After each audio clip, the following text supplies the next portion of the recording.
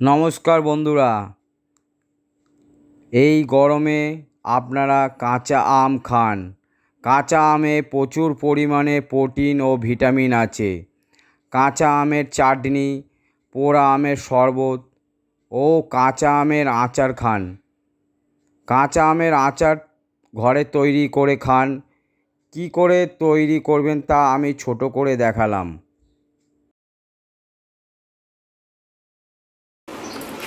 আজকে তৈরি করব কাঁচা আম দিয়ে তেলের আচার। আমগুলো কাটা হয়ে গেছে।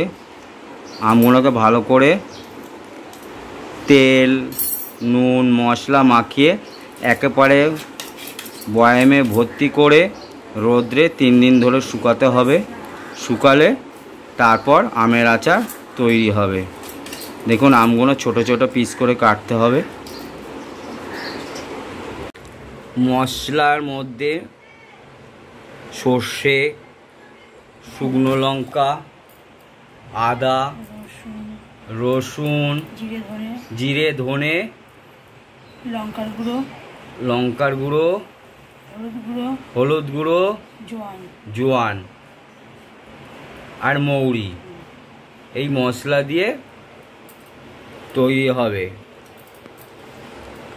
তেল আচার। আমের সাথে ভালো করে মশলা, তেল দিয়ে ভালো করে মাখিয়ে বয়ামে ভরে রেখে দিতে হবে। রেখে দিলে তারপর 1 সপ্তাহ থেকে 10 দিনের মধ্যে আমটা ভালো করে নরম হয়ে গেলে তারপর খাওয়া যাবে। একটু আমের মধ্যে শুকনো লঙ্কা, কাঁচা লঙ্কা,